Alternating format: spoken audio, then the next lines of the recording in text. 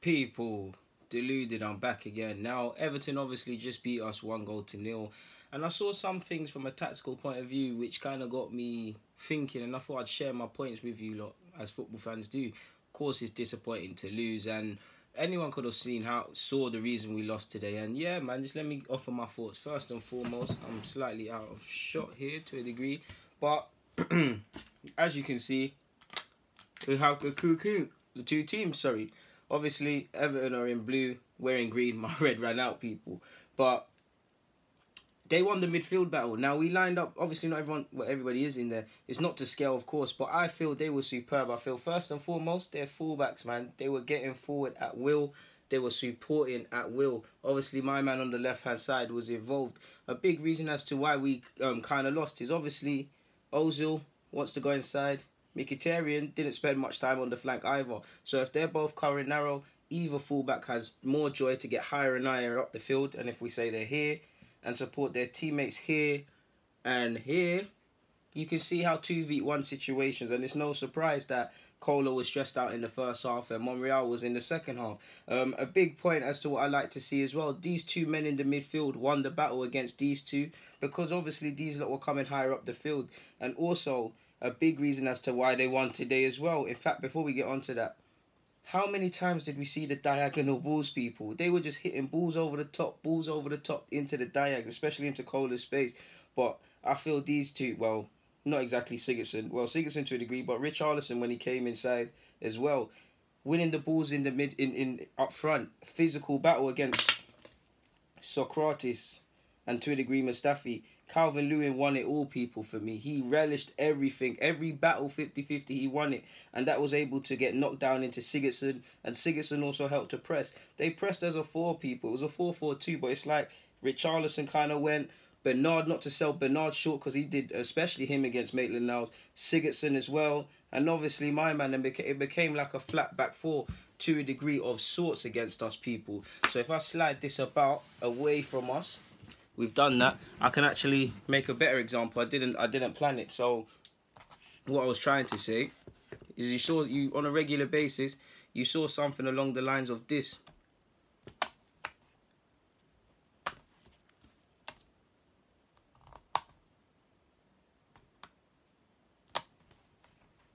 Just to make it to scale, obviously.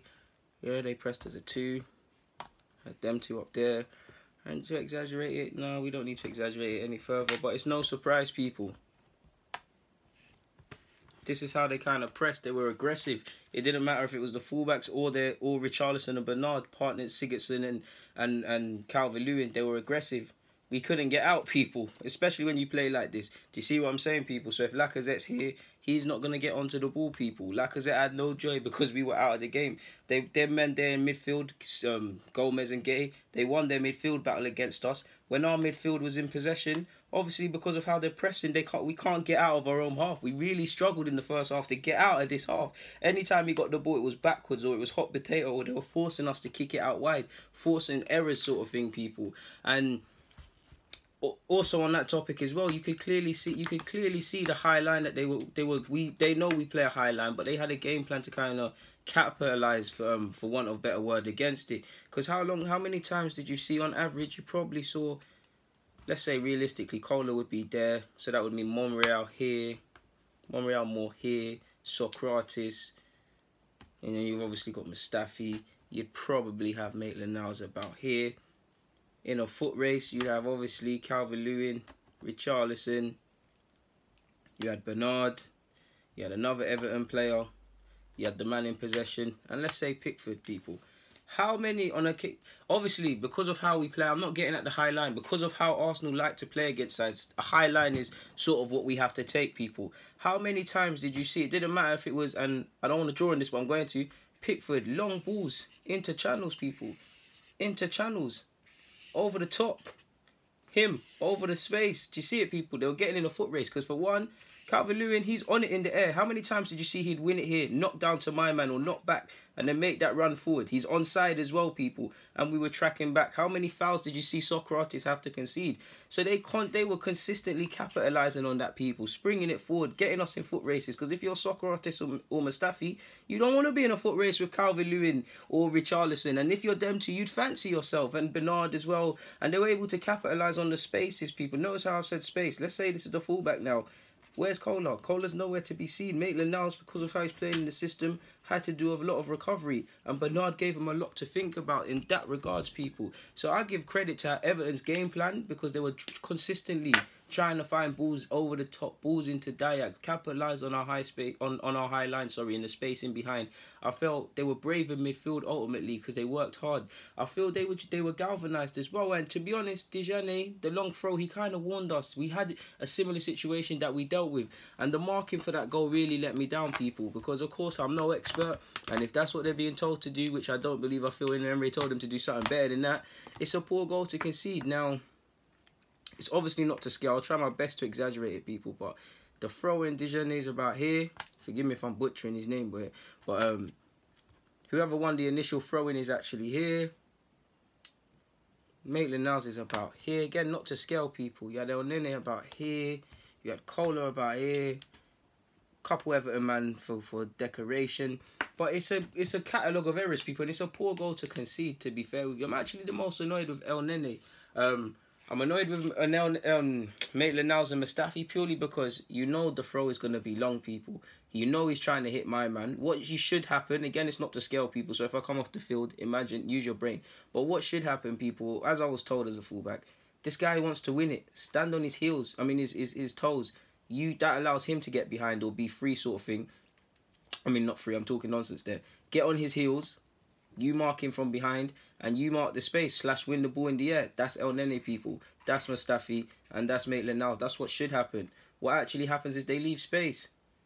My man throws it. He wins it in the air. It's a poor attempt from El Nene. Obviously, there's a bit of 6s and 7s, and Kohler, terrible for it to just kind of cannon off him and then into the path again for Jagielka.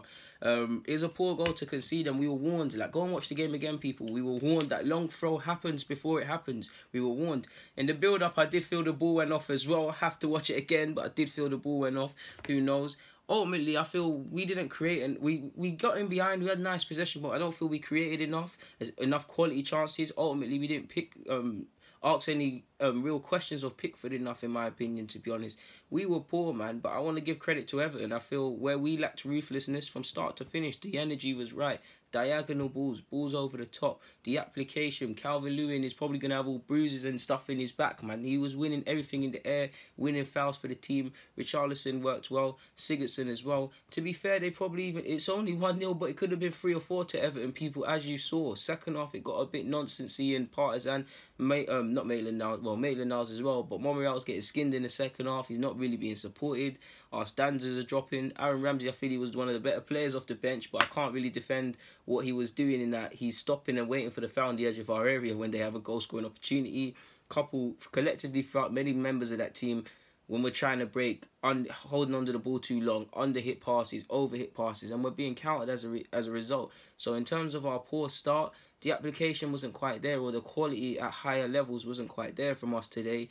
And yeah, we looked a bit nervous and rattled, in my opinion. Rattled when we went a goal down. Nervous prior to that. So they're probably factors, but we can go again, man. It's exciting in regards to the top 4 if you're a neutral. Not much so if you're an Arsenal fan, but the glorious thing is that positively and negatively, this table is going to change a lot. And for me, it's going to go down to the wire. But we ain't got no time to feel sorry for ourselves, people. That's all I've got to say on that note. So, yeah, people, deluded. I'm out. Couple tactical points of view I had to say, so I thought I'd say them. Yeah, I'm out.